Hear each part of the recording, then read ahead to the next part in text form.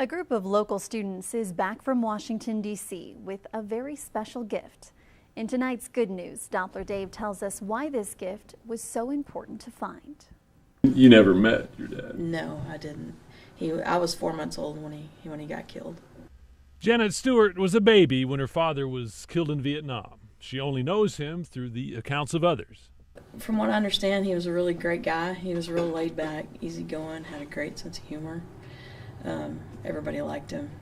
Janet has pictures of her dad and memorabilia from the war and has even seen a cherished video interview in which he talks about his baby girl. Went away from home. I've got a little girl, 3 months old, I've never seen before.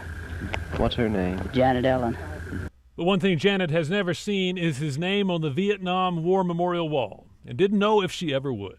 For Janet, that all changed out of the blue this week because of a group of 6th graders. I've been taking children to D.C. for a few years, and each year that we walk by, it's been moving. Last year's group, I decided I wanted to make a connection. I wanted the kids to have a connection. So we started a project last year, and what we do is we research someone.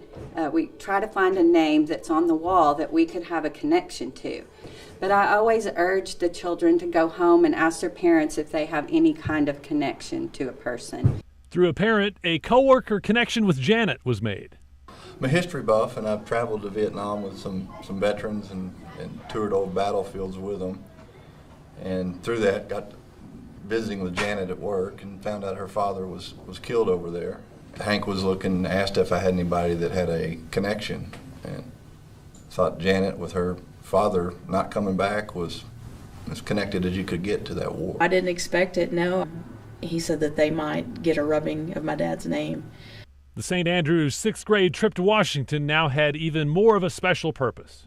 And they go with their parent, find the name. There's like a website where you can see what panel they're on. They're really excited to bring back to Janet and just the feeling that she's going to have. I hope that she really enjoys it because I don't think she's ever been to the wall. The class presented Janet with an etching of her father's name from the wall this morning.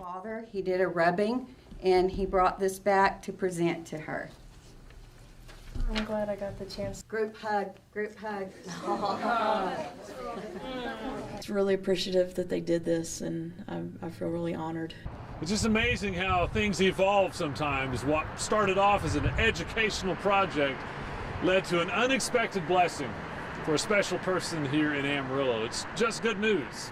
I'm Doppler Dave for News Channel 10.